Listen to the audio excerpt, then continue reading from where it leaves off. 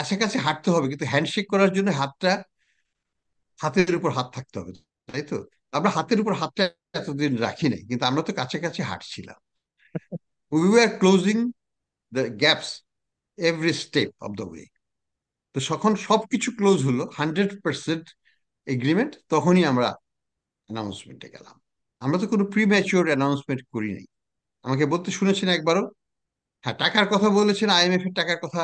এখনো আমি বলছি, আইএমএফ এর টাকা ছাড়াও আমাদের চলবে। কিন্তু তাহলে কেন করলাম? মূল কারণটা হলো দুটো।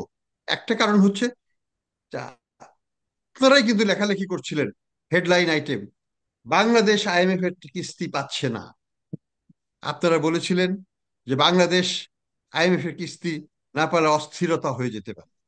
অনেকেই বলছিলেন যে পলিসি স্লিপেজ হয়ে যাবে, ইত্যাদি ইত্যাদি। আমরা কিন্তু কোনো পলিসি স্লিপেজ করিনি। রিফর্ম কিন্তু একদিনের জন্য পিছিয়ে যায় নাই, বরং সামনের দিকে এগিয়ে গিয়েছে। এখন যেটা হলো, সেটা আমি মনে করি দুটো কারণে আমাদের দরকার ছিল। একটা হলো যে আমার ব্যালেন্স অফ পেমেন্টের জন্য অবশ্যই আইএমএফ এর টাকার দরকার, এই মুহূর্তে নাই, কিন্তু আরেকটু থাকলে তো কোনো অসুবিধা তো নাই। আমার আমার আজকে 27 বিলিয়ন বা 25 বিলিয়ন আছে, এটা যদি 28 বিলিয়ন বা 30 বিলিয়ন হয়, অসুবিধা কি হলো? Does it make a fundamental difference?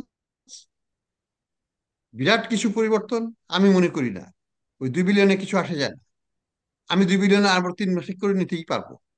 কিন্তু আমরা একটা সিগন্যাল দিচ্ছি দেশে এবং বিদেশে বিনিয়োগকারীদেরকে, অভ্যন্তরীণ বাজার যারা পরিচালনা করেন তাদেরকে, আমাদের ব্যাংকারদেরকেও, যে আমরা আমাদের রিফর্ম আগেও করেছি, এখনো করে যাচ্ছি।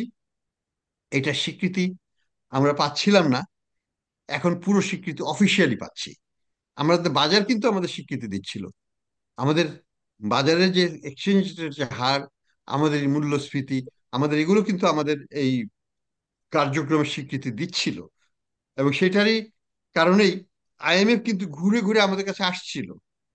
তারা কিন্তু আমাদের থেকে সরে যায় নাই, আমরা তাদেরকে কিছুদিন সরিয়ে রেখেছিলাম। পার্থক্যটা এখানে।